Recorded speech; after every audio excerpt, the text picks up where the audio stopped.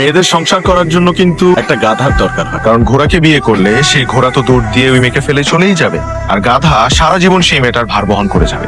এই কথাটাই মেয়েরা বুঝতে চায় না। সারা জীবন ঘোড়ার পিছে ছুটতে ছুটতে ছ্যাঁকা খেয়ে ব্যাকা হয়ে আবারও সেই গাধার কাছে ফেরত আসে। তোমাদের এত ভাবার কথা আমি বুঝি না বাবা।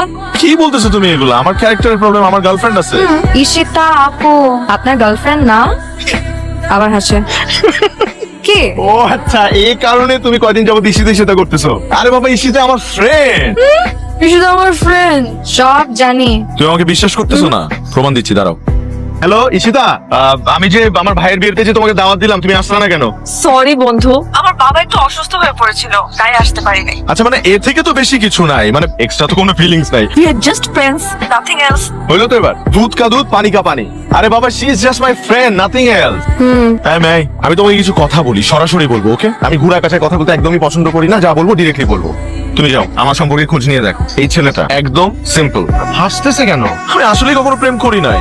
Oh my god, I don't believe you. একটা কথা বলি আমি তোমাকে, আমি যেদিন তোমাকে প্রথম দেখছি সেদিন আমার এই দমটা বন্ধ হয়ে আসছিল। আমার কাছে বিশ্বাস হচ্ছিল না যে পৃথিবীতে এত সুন্দর একটা মানুষ হতে পারে। তার এই চোখ দেখে আমি দিনের পর দিন কাটাই দিতে পারবো, এবং এই যে হাসিটা, এই হাসিটা দেখেও আমি অনন্তকাল অপেক্ষা করতে পারবো, বুঝছেন?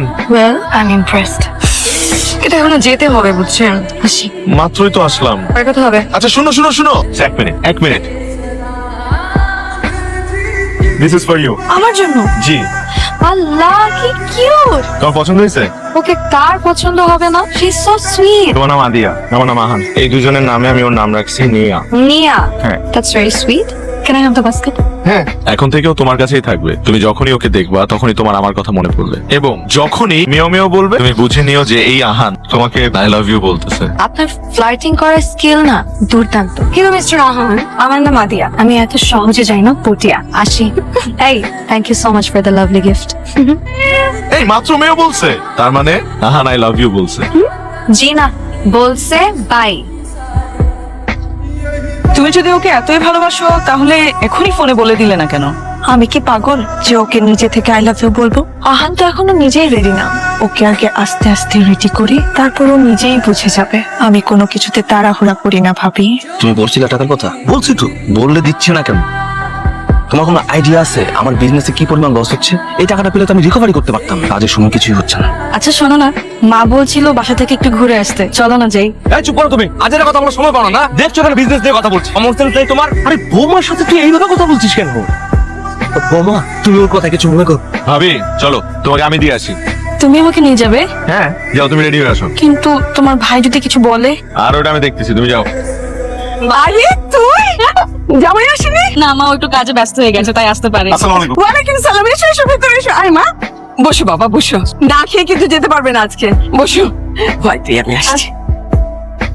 আপু তুমি কেমন আছিস? হ্যালো, তুই ব্যাপারে? দুলাভাই আসে নাই, দুলাভাইয়ের পক্ষ থেকে আমি আসছি প্রক্সি দিতে। কেন, আমাকে দিয়ে চলবে না বে? না, ঘোড়ার কাজ কি আর গাধাকে দিয়ে হয়? বিড়াল কিনে খাবে? কেন দিছে এক গাধা।